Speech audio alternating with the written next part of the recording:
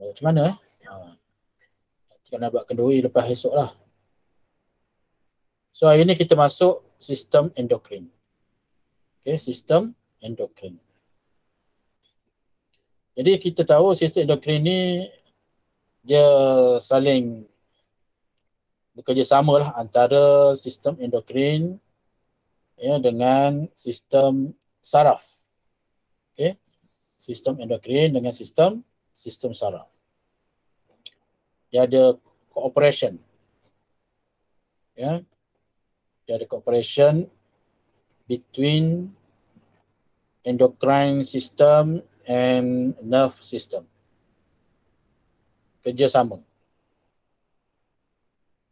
Kan? Tak boleh nafsi-nafsi.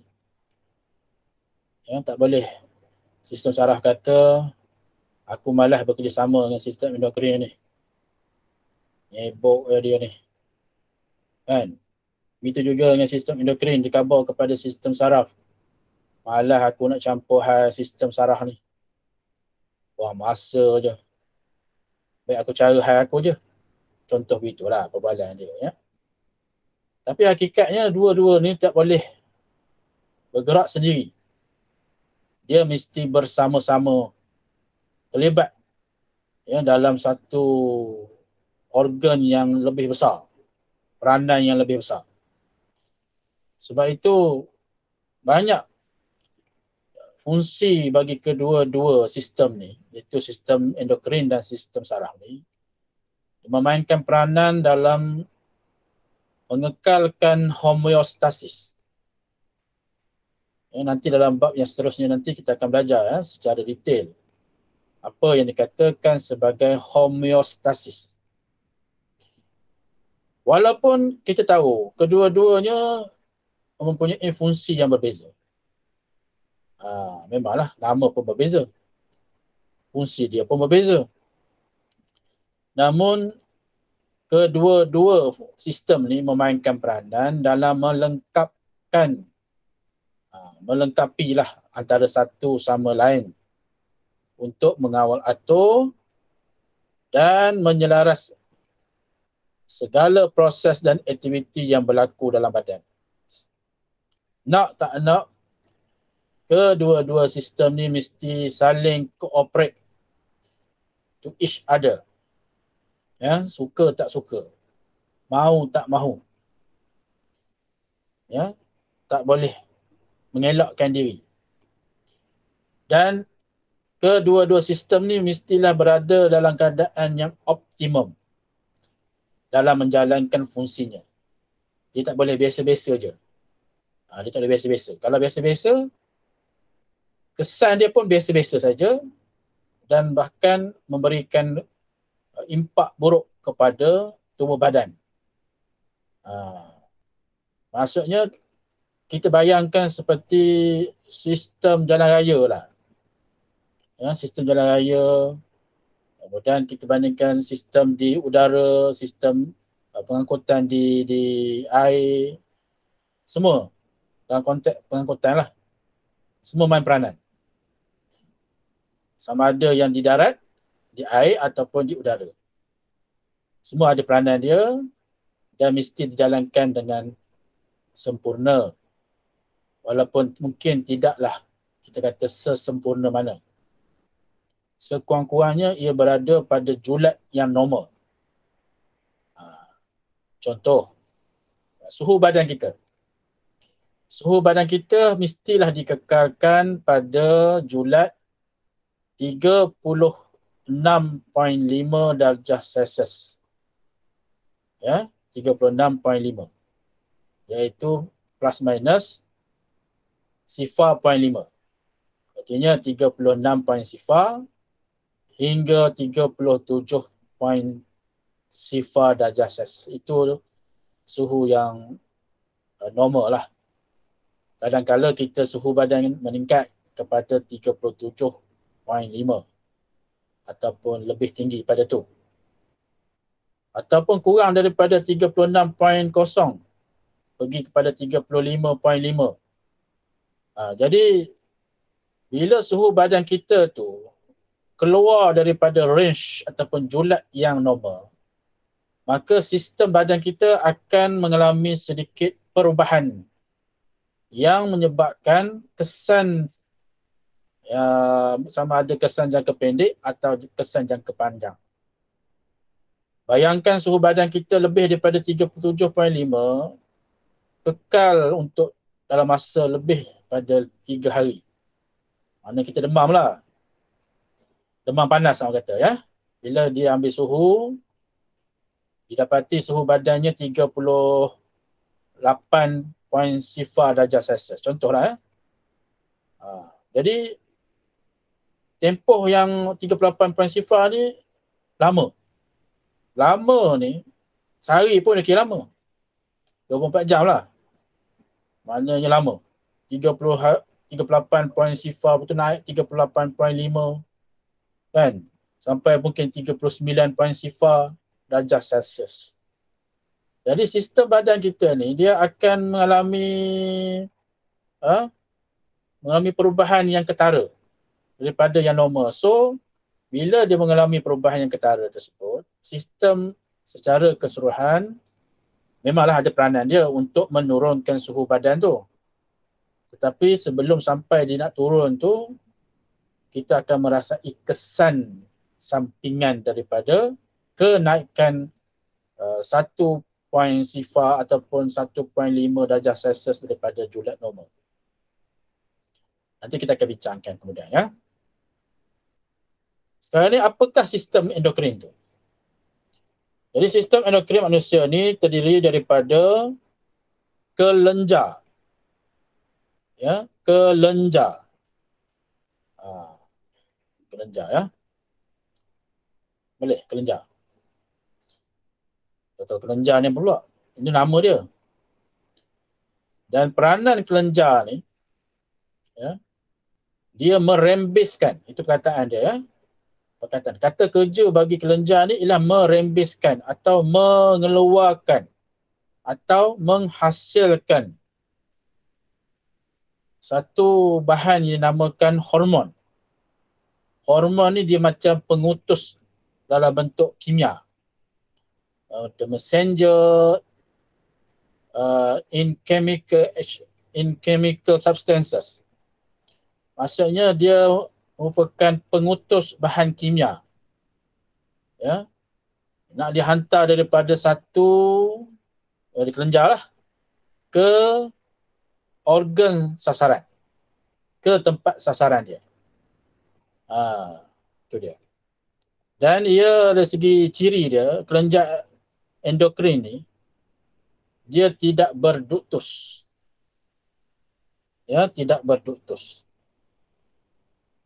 Mungkin tanya, apa pula duktus ni? Kan? Duktus ni maksudnya perantara lah. Dia ada perantara. Duktus. Macam kita kata ibarat seperti RNA. Persinggahan. Jadi kelenjar ni kalau dia nak merembeskan hormon, hormon tu dikeluar daripada kelenjar, dia terus pergi ke tempat sasaran. Dia tak singgah dah. Ya, dia tak ada dah rehat dulu kat RNA dia, duktus. Yang ada duktus ni mana? Kita belajar dalam sistem limfa. Ingat lagi ya. Bab yang sebelum-sebelum ni lah. Sistem limfa. Jadi sistem limfa, dalam sistem limfa ni dia ada duktus. Dia ada duktus toraks. Dia ada duktus limfa kanan. Jadi duktus tu maknanya dia persinggahan sebelum dia masuk ke sistem peredaran. Maksudnya sistem limfa ni, sistem limfa lah ni. Pernah sikit ya, kita pulang kaji sikit. Mana kataan duktus tu. Sebelum bahan yang terdapat dalam sistem limfa ataupun kita panggil bendali limfa ni, dia masuk ke sistem peredaran darah, dia mesti melalui duktus tu. Duktus. Dan duktus itu adalah kepunyaan sistem limfa. Jadi bila dia nak keluar daripada duktus, sama duktus limfa kanan ataupun duktus toraks, dia akan melalui vena subclavicle. Vena subclavicle tu sama ada vena subclavicle kiri atau vena subclavicle kanan. Ianya merupakan struktur kepunyaan sistem peredaran, bukan sistem limfa punya. Okey. Itu maksudnya. Dia berbeza ya. Jadi itu sistem limfa. Tapi bagi kelenjar endokrin ni, ia merupakan kelenjar tanpa duktus ataupun yang tidak berduktus. Ya, artinya hormon dirembes secara terus ke dalam aliran darah. Itu maksud dia. Kalau orang tanya, apa yang dikatakan tidak berduktus? Maksudnya hormon dirembes secara terus ke aliran darah. Ya. Walaupun hormon ni diangkut ke seluruh badan dalam darah, walaupun kata ya, hormon hanya mempengaruhi dan memberi kesan kepada sel sasaran secara spesifik. Itu ya. Walaupun hormon diangkut ke seluruh badan dalam darah, walaupun diangkut ke badan melalui aliran darah tu, maknanya bukan semua yang berikan kesan. Maknanya dia hanya beri kesan kepada sel yang disasarkan tu saja. Sel sasaran tu. Dia nak sasarkan pada siapa. Walaupun dia melalui aliran darah. Bukan kena tempias lah. Yang berada di tepi-tepi dia tu tak ada kena tempias. Sehingga sampai kepada organ sasaran tu, yang kena sasaran tu, itu saja yang dapat kesan. Yang dipengaruhi oleh rembesan hormon tu. Jadi hormon nanti, dia bergabung dengan molekul reseptor yang spesifik pada permukaan membran sel sasaran dan menghasilkan gerak balas yang spesifik. Dan menghasilkan gerak balas yang spesifik. Jadi seperti mana kita sebut di awal tadi, ya, sistem endokrin ini terdiri daripada kelenjar. Dan dia banyak kelenjar. Di mana setiap kelenjar tersebut merembeskan hormon-hormon yang berbeza. Ya. Dalam proses fisiologi yang spesifik. Jadi fungsi hormon ni boleh dibahagikan kepada 3 ya, fungsi utama. Secara mudahnya dibahagikan kepada 3 fungsi utama. Yang pertama untuk pembiakan, yang kedua untuk pertumbuhan, dan yang ketiga untuk homeostasis yang kita sebutkan tadi. Kita tengok rajah. Jadi rajah 12.13 ni ya, ditunjukkan sebelah laki sebelah perempuan ya. Di mana kedudukan kelenjar? Yang pertama, kelenjar kita nak tengok kelenjar pituitari. Ya, ini yang pertama, kelenjar pituitari. Yang kedua, kelenjar thyroid. 3, kelenjar adrenal. 4, pankreas. 5, ovari bagi perempuan. Dan yang ke-6, testis bagi lelaki. Jadi berbezanya ovari dan testis lah. Mana kira-kiranya ada 5 ya, kelenjar endokrin. Ada 5 secara individu lah. Kalau secara umum ada 6. Kalau dicampurkan lelaki perempuan ya, maksudnya ada 6. Pituitari, thyroid, adrenal, pankreas, ovari dan juga testis. Saya rasa tahulah tempat ya. Tempat di mana dilabelkan tu kena tahulah. Kelenjar pituitari ni dia berada bawah ataupun di bahagian menghala ke depan bahagian anterior. Ya, anterior. Nanti kita tengok ya, muka surat sebelah. Jadi apakah fungsi hormon yang dirembeskan oleh setiap jenis kelenjar endokrin ni? Tadi saya dah sebut, ya, setiap kelenjar ni merembeskan hormon. Hormon tu apa dia? Pengutus. Ya, pengutus dalam bentuk bahan kimia. Dia pengutus, dia penyampai. messenger. Jadi kelenjar pituitari merupakan kelenjar utama yang disebut sebagai kelenjar utama, the main apa?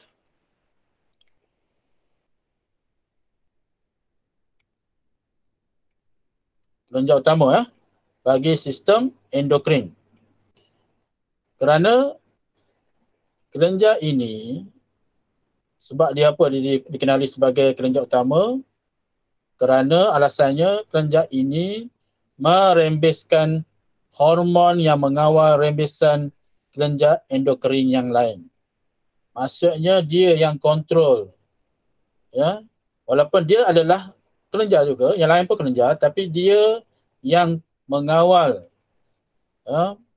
perembesan hormon daripada kelenjar endokrin yang lain. Kelenjar thyroid, adrenal, ya, pankreas, testis dan juga ovari. Mana ada hormon yang tertentu dikawal rembesannya oleh kelenjar pituitari. Pituitari, ya. Kelenjar pituitari ini di mana kedudukan dia? Kedudukan dia terletak pada dasar hipotalamus di dalam otak. Itu dia punya structure dia ataupun dia punya location dia. Kelenjar pituitari ini terdiri daripada dua lobus, ya, iaitu lobus anterior.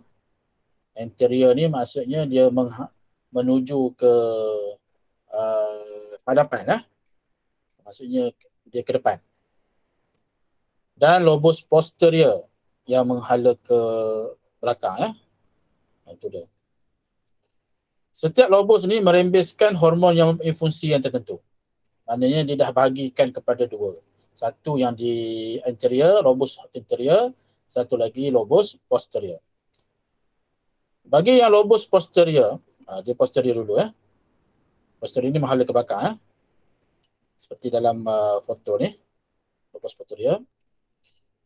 Hormon yang dirembeskan oleh kelenjar pituitari ialah hormon antidiuresis, ataupun singkatannya ditulis sebagai ADH, ya, antidiuresis hormon. Itu ADH. Dia punya sasaran dia, target dia ke mana? Mana daripada kelenjar pituitari, dia nak hantar ni hormon ni ke mana? Sasarannya ialah tubul ginjal. Tubul ginjal, ya. Dia hantar ke ginjal ataupun buah pinggang. Apa yang dibuat? Merangsang penyerapan semula air. Ini kita akan belajar dalam bab homeostasis nanti, ya. Homeostasis. Yang kedua, hormon oksitosin. Ya, ejaan tu pastikan betul, ya. Oksitosin, bukan oksitoksin. Dia oksitosin. Tisu ataupun organ sasaran dia ialah kelenjar susu. Kelenjar susu, Jadi kelenjar susu ni mana perempuan lah. Laki tak ada lah kelenjar susu, Fungsi dia merangsang pengeluaran susu daripada kelenjar susu. Bila ibu lah, dia dah bersalin, kan? Sebenarnya sebelum dia bersalin lagi lah. Tapi dia lebih rapid, lebih cepat apabila sejurus di bersalin. Ya. Jadi kelenjar susu dia akan menerima lah rembesan hormon oksitosin ni untuk membolehkan kelenjar susu tu mengeluarkan susu untuk dihisap oleh bayi yang baru lahir. Jadi itu bahagian lobus posterior. Sekarang ni kita pergi kepada bahagian lobus anterior, itu yang menuju ke depan. Hormon-hormon yang dirembeskan ada 5. Yang pertama, pelutinan, LH. LH ni singkatan dalam bahasa Inggeris. Kita boleh guna kataan LH tu tanpa menulis nama penuh. LH ialah luteinizing hormone. Ya, organ sasaran dia ada 2, iaitu ovari dan juga testis. Kalau ovari ni untuk perempuan lah. testis untuk lelaki. Kalau untuk perempuan, ovari ni fungsi dia merangsang ovulasi. Ovulasi ni apa dia? Ovulasi ni satu keadaan ataupun satu masa di mana ovum akan dilepaskan keluar daripada ovari. Ya, ovum tu. Ovum ni apa? Benih lah. Benih perempuan. Ataupun dipanggil sel telur. Tapi lebih tepat kita panggil sel ovum. Jadi sel ovum dibebaskan, dilepaskan ya oleh ovari. Pergi ke mana? Pergi ke tiub falopio. Untuk apa? Untuk disenyawakan. Sekiranya ada lah. Kemudian selain daripada itu, fungsi LH ni ataupun luteinizing hormone membantu dalam perkembangan korpus luteum. Kita akan belajar bab ni, bab pembiakan nanti dengan lebih detail ya. Dan rembesan estrogen serta hormon progesteron. Jadi LH tu ya, dia merangsang ovulasi, dia merangsang perkembangan korpus luteum, dia merangsang rembesan estrogen dan progesteron. Hormon kedua dipanggil hormon pertumbuhan, GH. G untuk growth, H untuk hormon. Jadi hormon pertumbuhan. Sasaran dia tisu lembut ataupun tulang. Fungsinya merangsang pertumbuhan, sintesis protein untuk membina protein dan metabolisme lemak. Ya, metabolisme lemak. Itu hormon pertumbuhan. Hormon yang ketiga dipanggil adrenocorticotroph. Bunyi macam nama Rusia. Nama-nama orang belah Rusia. Adrenocorticotroph. Adrenocorticotroph. Ataupun nama lain dia ACTH. Ya, ACTH. Jadi kalau awak tak ingat eja lah, tulis ACTH pun boleh. Bukan tak ingat eja lah, kadang-kadang takut ejaan kita tu salah kan. Salah eja, salah pula markah. Ataupun tak dapat markah, jadi tulis ACTH. Sasaran dia ialah cortex adrenal. Nanti kita belajar dalam bab ni seterusnya, bahagian cortex adrenal. Iaitu apa fungsi dia? Merangsang cortex adrenal untuk merembeskan hormon. Dia tak sebut hormon apa lagi. Dia sebut umum je. Yang keempat, perangsang thyroid ataupun TSH. Thyroid stimulating hormone. Ya. Thyroid stimulating hormone. Sasaran dia kelenjar thyroid. Fungsinya merangsang thyroid untuk merembeskan hormon thyroxina. Senang nama dia. Thyroxina. Dan yang kelima, hormon perangsang folikel ataupun FSH. Follicle stimulating hormone. FSH. Ya. Sasaran dia dua lah, sama juga seperti proteinan tadi, iaitu ovari dan juga testis. Kalau untuk ovari, dia merangsang perkembangan folikel. Nama dia pun perangsang folikel. Jadi dia sesuai lah dengan nama tu. Perkembangan folikel dalam ovari. Tapi dalam lelaki ataupun testis, bagi lelaki, FSH ni merangsang spermatogenesis. Spermatogenesis ni apa dia? Iaitu proses pembentukan sperma. Nanti kita juga akan belajar dengan lebih detail dalam bab pembiakan. Kita sekarang ni bab 12.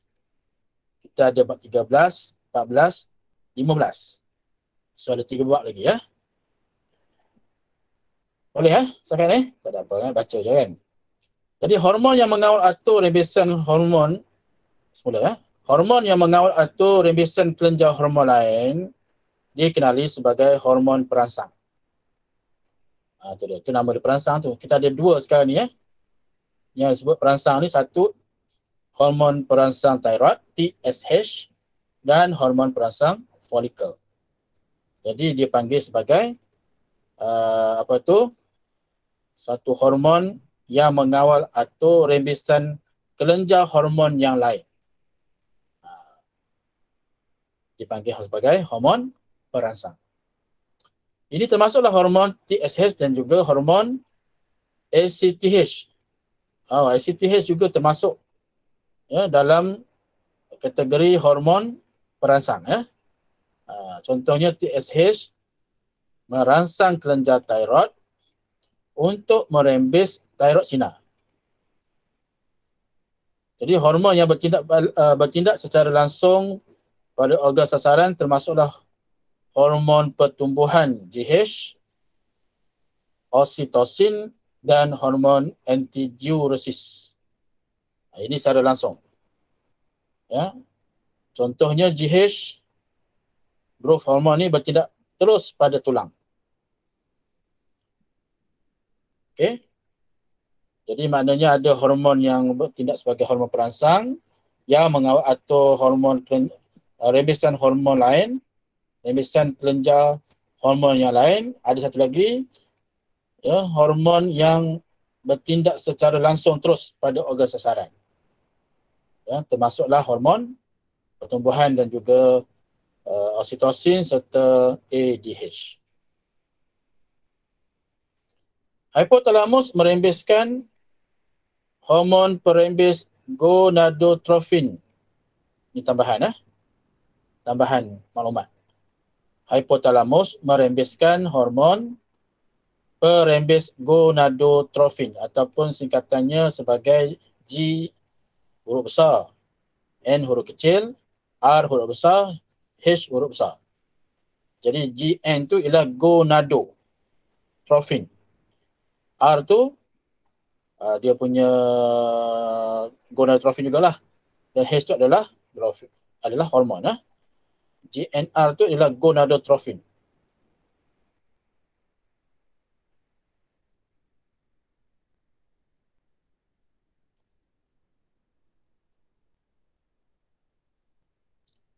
Jadi GnRH ni ataupun hormon gonadotropin ni merangsang kelenjar pituitari untuk merembeskan FSH dan LH ke dalam darah. Jadi kita tengok LH dan juga FSH yang merangsang perembesan ataupun yang merangsang sesuatu tindak balas ataupun menghasilkan suatu perkembangan. Tetapi siapa yang merangsang LH dan juga FSH? Jadi yang merangsangnya adalah GnRH. GnRH ni pula dirembeskan oleh hipotalamus. Jadi hipotalamus ni tadi kita tidak senaraikan dia sebagai kelenjar. Tak senaraikan, tetapi kita kena masukkan juga. Jadi struktur hipotalamus ni sebagai sebahagian daripada dalam sistem endokrin. Sebab apa? Sebab ia berkait dengan sistem ataupun dengan kelenjar yang lain. Kalau ada soalan boleh tanya ya. Kita akan tengok dengan lebih detail untuk melibatkan kelenjar dan juga hormon yang dirembeskan bagi kelenjar-kelenjar yang terdapat dalam sistem endokrin. Baik lelaki ataupun perempuan ya. Adalah yang berbeza tu. Ada yang sama, ada yang berbeza. Baik, kita tengok kelenjar yang paling atas daripada atas iaitu kelenjar thyroid. Jadi hormon yang dirembeskan oleh kelenjar thyroid adalah hormon thyroxina. Hormon thyroxina. Sasarannya semua tisu. Semua tisu. Sebab apa fungsi dia? meningkatkan kadar metabolisme. Sebut metabolisme ni maksudnya apa-apa sajalah kita punya proses fisiologi dalam badan kita. Ya, dari segi sama ada yang fizikal ataupun yang kimia, pernafasan, respirasi, itu maksudnya ya, ataupun aras gula dalam darah, itu yang dalam. Ya, kandungan air dalam darah, itu maksudnya metabolisme. Meningkatkan suhu badan, itu juga peranan dia. Dan mengawal atur pertumbuhan dan perkembangan. Kita punya ketinggian, ya, pada umur sekian ni sepatutnya ketinggian kita julatnya begini-begini, ukur lilit kepala sepatutnya begini, kan? Lepas tu daripada lepas lahir tu, kanak-kanak tu ataupun anak tu kena bawa ke klinik untuk ukur lilit kepala. Ya, ukur lilit kepala dia dan tengok adakah dia punya diameter dia tu ataupun dia punya ukur lilit dia berada pada julat yang normal. Tidak terlalu besar, tidak terlalu kecil. Maknanya normal lah. Begitu juga dengan length body dia. Tinggi daripada kepala sampai kaki. Diukur. Dan jisim badan ditimbang. Ya, itu contoh. Ya, untuk mengawal pertumbuhan dan juga perkembangan. Tak kira lah lelaki ke perempuan sama je ya. Yang kedua kita tengok kelenjar adrenal. Kelenjar adrenal. Kelenjar adrenal ni kedudukan dia di atas ginjal lah. Dia ada kiri dan kanan dia ada. Ni ada, ni pun ada, dia ada. Atas stotek. Dia ada stotek di atas ginjal. Jadi kelenjar adrenal ni dia merembeskan hormon aldosteron. Ya, aldosteron. Fungsi dia ataupun tisu sasaran dia ginjal lah. Dia sasar ke ginjal dia. Fungsi dia meningkatkan penyerapan semula garam, mineral di ginjal. Meningkatkan penyerapan semula, reabsorption of mineral salt. Menyerap semula. Maksudnya dia dengan kehadiran aldosteron, garam mineral ni akan ditingkatkan penyerapannya. Kadar penyerapannya akan ditingkatkan. Selain daripada itu, kelenjar adrenal juga merembeskan hormon adrenalina. Jangan tertukar pula. Ini bukan nama orang. Adrenalina. Adrenalina. Sasaran dia tisu otot, ya, tisu otot, hati dan juga jantung. Kita tengoklah fungsi dia. Kenapa dia hantar ke otot, ke hati, ke jantung? Fungsi dia meningkatkan aras gula dan asid lemak dalam darah. Ya, aras gula dan juga asid lemak dalam darah. Itu ada peranan dengan di hati ya. Kemudian meningkatkan kadar pernafasan dan denyutan jantung serta meningkatkan kadar metabolisme dan mengecutkan salur darah. Adalah masa-masa dia tu. Nanti kita akan bincangkan ya. Di mana fungsi ni digunakan pada masa bila. Pada waktu yang macam mana. Situasi yang macam mana. Ianya akan digunakan. Yang ketiga, pankreas. Pankreas ni kalau kita tengok dia berada, dia mengunjul ke sebelah kiri. Mengunjul ke sebelah kiri pada kanan, dia pergi ke kiri ginjal. Hormon yang dirembeskan oleh pankreas ada dua juga, iaitu yang pertama insulin. Insulin. Sasarannya hati, otot dan juga tisu adipos. Fungsi dia mengurangkan aras gula darah dan menggalakkan penukaran glukosa yang berlebihan kepada glikogen. Itu yang pertama. Hormon yang kedua yang dirembeskan oleh pankreas ialah hormon glukagon. Sasarannya sama juga, iaitu hati, otot dan juga tisu adipos. Tisu adipos ni kebanyakannya di bawah kulit. Kebanyakan berada di bawah kulit kita. Fungsi glukagon ni meningkatkan aras gula darah serta menggalakkan penukaran glycogen kepada glukosa. Terbalik daripada insulin. Insulin tadi penukaran glukosa berlebihan kepada glycogen. Tapi bagi glukagon, penukaran glycogen kepada glukosa. Ya, itu dia. Yang seterusnya, testis. Testis ini untuk lelaki. Ya. Hormon yang dirembeskan oleh testis adalah testosteron. Sasaran dia gonad. Gonad Gonad ni maknanya sistem pembiakan lelaki. Ya, gonad. Kemudian kulit, otot dan tulang. Fungsi testosteron ni merangsang perkembangan ciri-ciri seks sekunder lelaki. Ciri-ciri seks sekunder. Apa dikatakan ciri-ciri seks sekunder? Suara garau, ya, tumbuh bulu, ya, badan jadi sasa contohnya. Ya. Kulit jadi lebih kasar contohnya. Maksudnya tu ciri-ciri seks sekunder. Dan spermatogenesis, iaitu satu proses untuk menghasilkan sperma. Kita akan belajar nanti ya bagaimana proses penghasilan sperma ataupun dipanggil spermatogenesis. Itu bagi lelaki. Bagi perempuan, kelenjar ovari. Hormon yang dirembeskan ada dua, iaitu estrogen dan juga progesteron.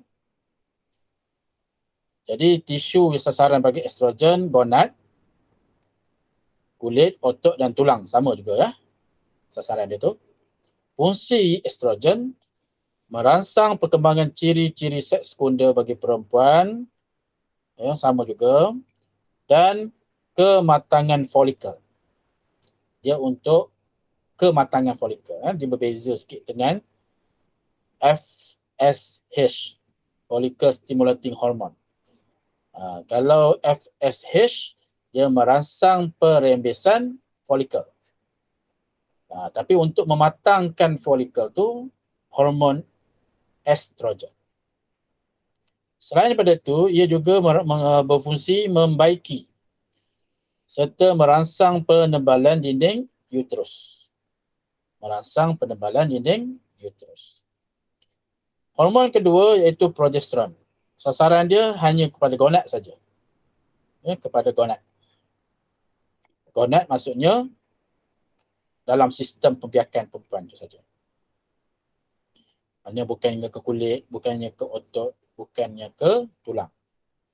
Fungsi dia merangsang perkembangan dinding uterus.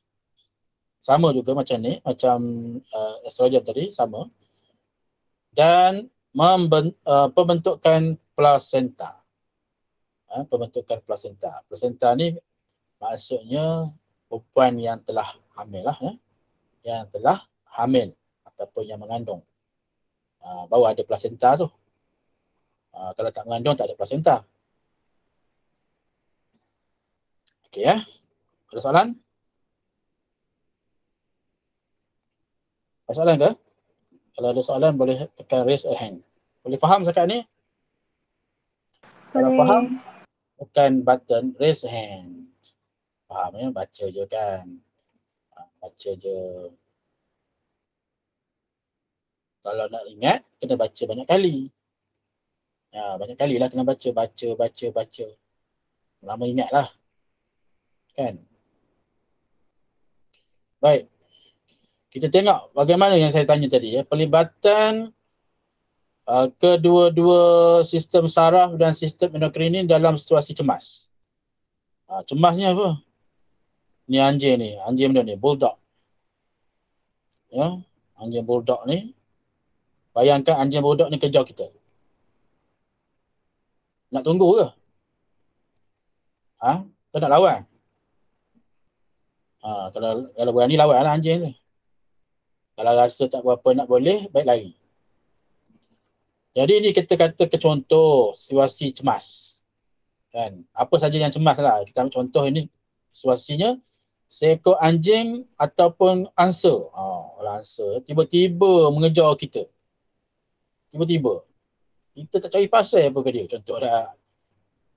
Kita lalu je situ. Tiba datang kejar kita. Jadi bagaimana perasaan kita tiba-tiba.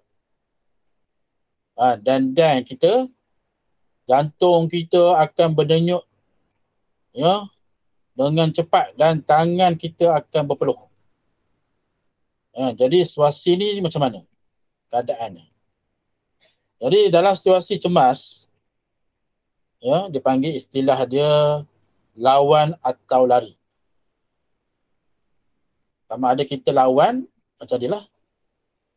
Kita lawan anjing tu, lawan angsa tu, kita basah dia lah. Kita bagi flying kick ke, tumbuk ke, ataupun kita lari. Kita pilih lah. Kalau awak lah berhadapan dengan anjing ni, awal-awal kau lari. Jadi tak kira lah sama ada kita nak lawan ke atau kita lari, keadaan tu sama je, iaitu jantung kita akan berdenyut dengan cepatnya dan kita akan berpeluh. Berpeluh. Gelisah. Bercampur bau. Bercampur bau perasaan kita tu. Takut, cemas, bimbang. Macam-macam lagi lah. Kan?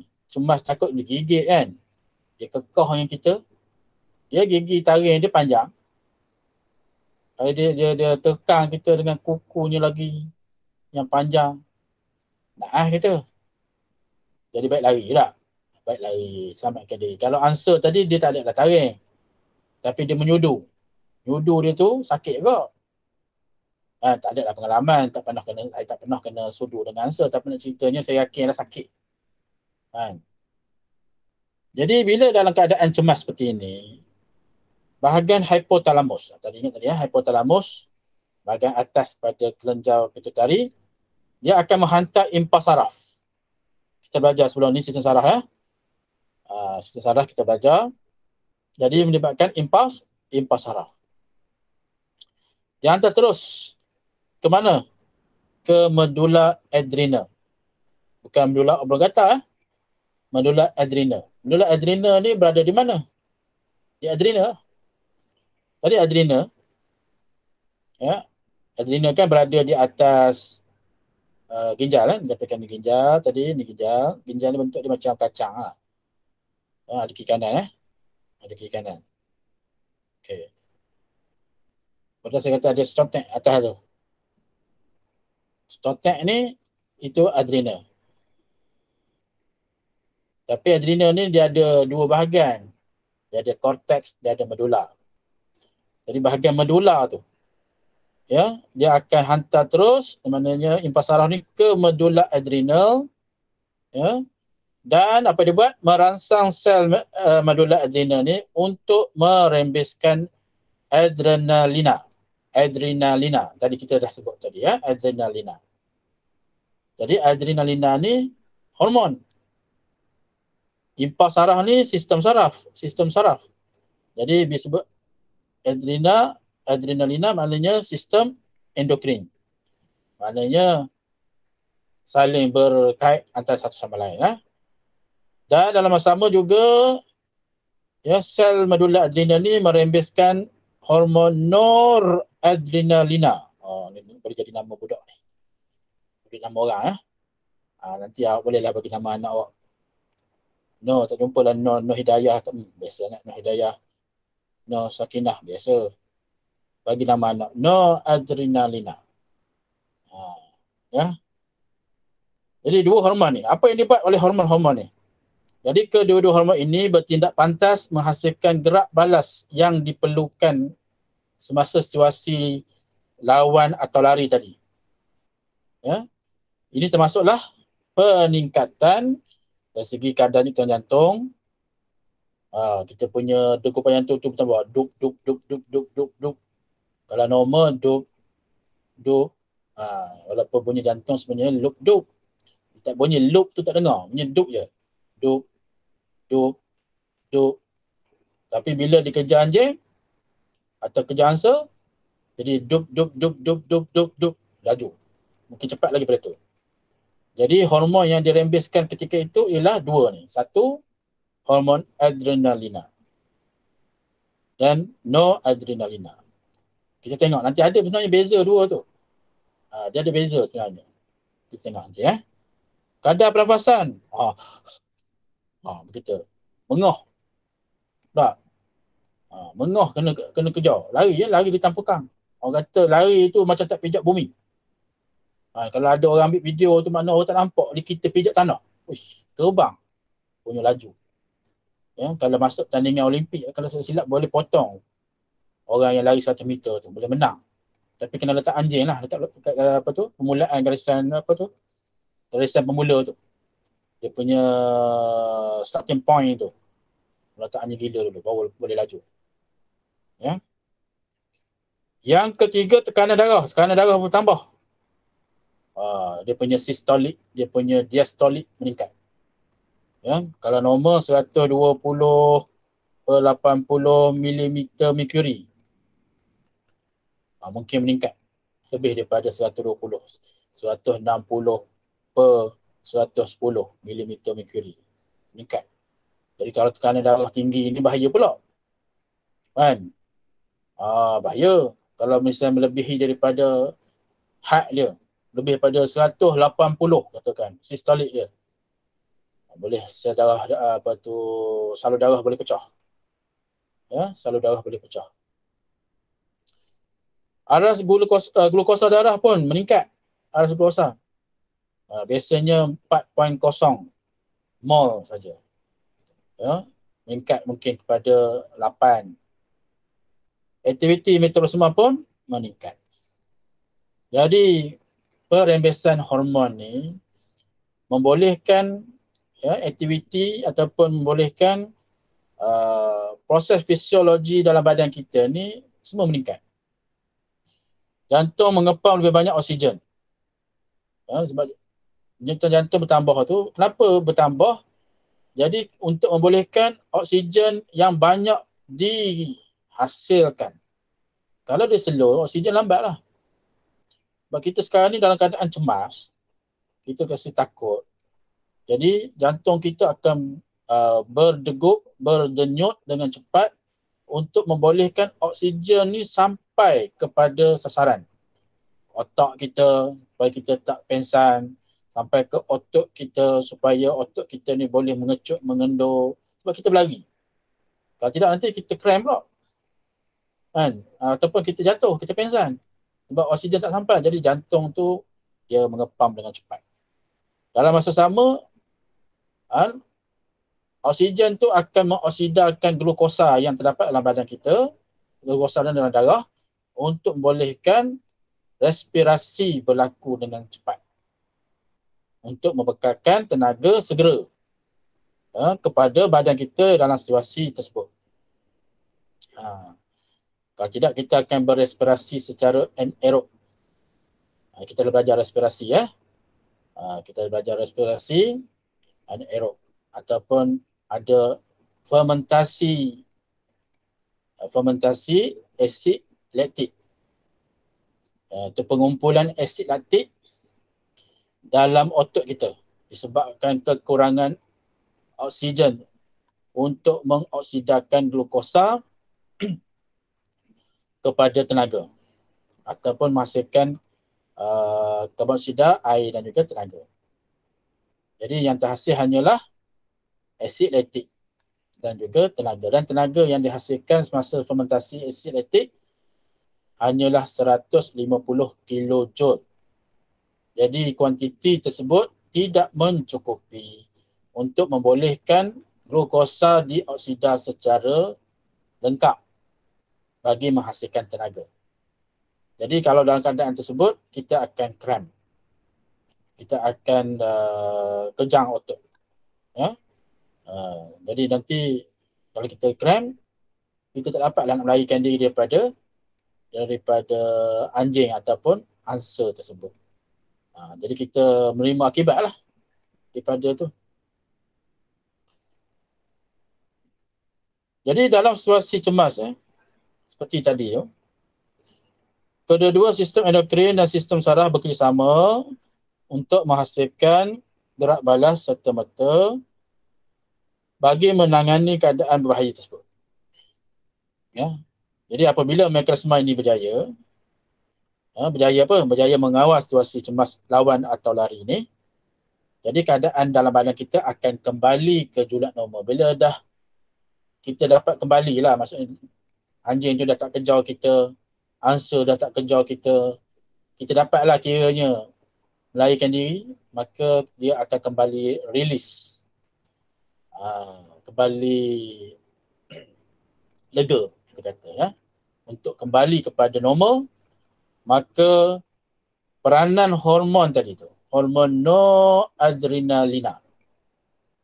Jadi hormon noradrenalina dia mengembalikan situasi kita tadi yang asalnya cemas ni tadi, kadar jantung meningkat, kadar pernafasan laju, cepat, tekanan darah tinggi, arus glukosa darah tinggi, aktiviti metabolisme pun tinggi ni. Jadi peranan hormon adrenalina, noradrenalina ni mengembalikan keadaan yang tadi tu kepada normal. Itu sebab itu hormon kedua-dua ni dirembeskan untuk satu, adrenalina ni, kalau adrenalina dia meningkatkan, noradrenalina memperlahankan. Macam tu ya. Jadi dia tanya ya, apakah perbezaan dan persamaan antara sistem endokrin dan sistem saraf? Jadi dia ada sebut dalam rajah 12.15 pembanding dan membezakan kedua sistem tersebut ya. Dan dia telah tunjukkan dalam bentuk peta buih berganda ya. Tapi dalam exam kalau kita jumpa soalan selalu ni soalan esei lah ya. Perbandingan ya. Itu persamaan dan perbezaan di antara sistem endokrin dengan sistem saraf ni kita buat dalam bentuk jadual lah ya. Tapi jangan buat bentuk peta buih berganda macam ni. Ini kira untuk menarik je lah. Tapi kalau untuk exam guna jadual.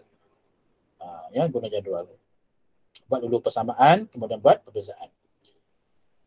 Jadi untuk persamaan antara kedua-dua sistem ni, pertama kedua-duanya mempunyai tisu atau organ sasaran. Yang kedua, menghasilkan gerak balas terhadap sesuatu rangsangan. Yang ketiga, berfungsi menyelaraskan segala aktiviti badan. So ada 3 persamaan di situ. Perbezaan dia, untuk sistem saraf, tempoh kesan dia adalah singkat. Perbezaan yang pertama ya. Saya buat sebagai D1 ya. D ni maknanya different lah ya. Different 1. Sistem endokrin, tempoh kesan adalah lama. Yang kedua, sistem saraf terdiri daripada rangkaian berjuta-juta sel neuron. Ini D2. Manakala sistem endokrin terdiri daripada kelenjar endokrin tanpa duktus. Perbezaan yang ketiga, sistem saraf, utusan dihantar dalam bentuk impuls elektrik melalui neuron. Ya, melalui neuron. Manakala bagi sistem endokrin, utusan diangkut oleh bahan kimia organik iaitu hormon melalui aliran darah. Yang keempat, sistem saraf, gerak balas saraf adalah cepat dan serta-merta. Bagi sistem endokrin, gerak balas adalah perlahan dan berpanjangan. Serta yang kelima, sistem saraf, kesan impuls menghasilkan gerak balas satu organ. Bagi sistem endokrin, kesan hormon menghasilkan gerak balas terhadap beberapa organ. So di sini disenaraikan ada 3 persamaan dan 5 perbezaan. Ya. Jadi sistem endokrin ini memainkan peranan utama dalam mengekalkan homeostasis badan. Ini salah satu kepentingan sistem endokrin. Ya. Walau bagaimanapun, ketidakseimbangan penghasilan hormon, ketidakseimbangan boleh berlaku pada sesetengah individu. Ya, apabila apa? Apabila kelenjar endokrin merembeskan hormon secara berlebihan. Kita akan bincangkan nanti ya. Apakah kesan penghasilan hormon secara berlebihan oleh kelenjar-kelenjar endokrin ini? Ataupun tak cukup, tidak mencukupi. Kan? Jadi apakah kesan dia? Nanti dalam subtopik berikutnya ya, 12.7.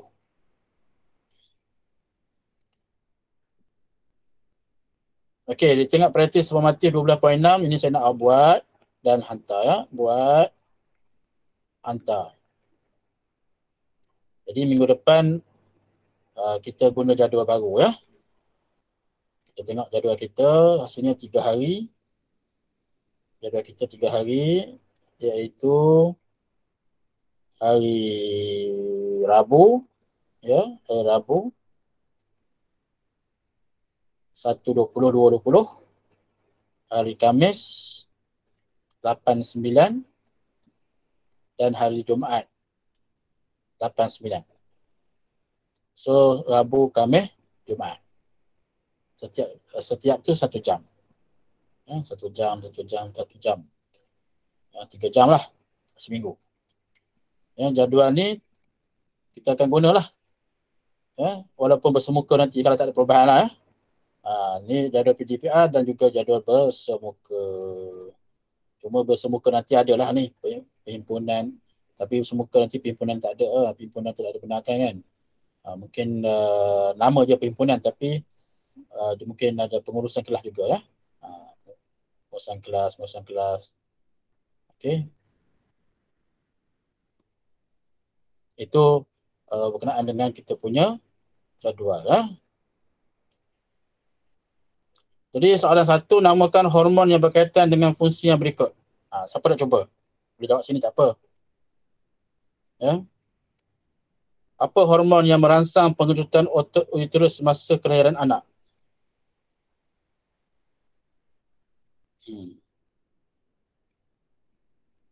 Tahu tak? Apakah hormon yang berfungsi merangsang pengerutan otot uterus semasa kelahiran anak? Yang kedua, merangsang penyerapan air oleh ginjal.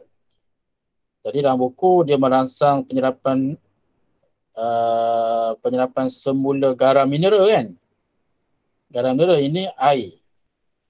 Kalau air dipanggil hormon apa? Yang ketiga, meningkatkan kadar metabolisme kebanyakan sel badan. Kebanyakan sel badan. Jadi apakah nama hormon dia? Dia boleh buat. Kalau ada nak cuba, boleh cubalah. Yang kedua, nyatakan 3 ciri hormon. Saya rasa mudah. Bandingkan, ada jawapan dia di atas. Seorang murid telah mendapati dirinya diekori sebuah van dan mengesyaki kemungkinan ada cubaan untuk menculiknya. Jadi situasinya samalah ya, cemas. Jadi murid tersebut mampu berlari dengan laju menjauhi van tersebut, uraikan situasi lawan atau lari tersebut. Maknanya awak kena huraikan seperti yang saya huraikan tadi ya. Cuma yang ni yang merangsang, yang soalan nombor 1 ni ya, merangsang pengecutan otot uterus semasa kelahiran anak ni. Hormon apa ni? Ya, mungkin kena carilah ya. Mungkin awak boleh Google. Merangsang penyerapan air oleh ginjal ni, tahu tak? Siapa tahu? Penyerapan semula air. Ada tak tadi? ADH ya. Okey, ADH betul lah. ADH. ADH ni singkatan bagi antidiuretik hormon ya. ADH. Kalau garam tadi, Kalau garam tadi apa? Kalau garam. Kalau yang garam tadi. Penyerapan semula garam. Garam tadi apa? Ingat ke tak? Siapa ingat? Kalau yang garam tadi. Apa dia? Kelas? Merangsang penyerapan semula garam. Dia ginjal juga. Dia panggil apa? Ha? Ada yang tahu tak? Dia ada dalam buku. Ya, yang tadi. Ya? Ha. Siapa dia? Tak ingat? Tak ingat kita tengok balik. Ada. Baru nak pergi. Ada ya. Aldosteron. Itu untuk garam. Meningkatkan kadar metabolisme kebanyakan sel badan ni apa dia? Ada tadi tu. Kita bincang ni. Ya, untuk meningkatkan kadar metabolisme kebanyakan sel badan. Jadi yang sama ya. Ada yang sama, jadi kita ambil yang satu, yang kebanyakan. Okey. Jadi awak cuba jawab dan hantar pada saya ya.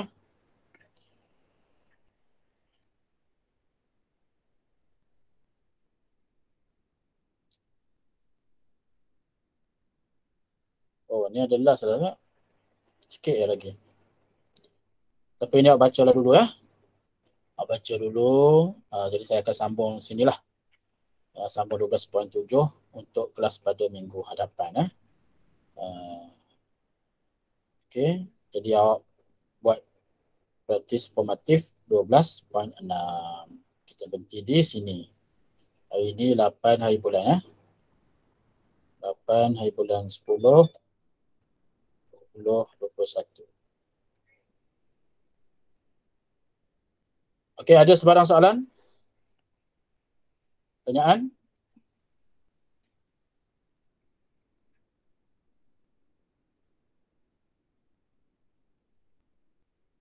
Ada ke?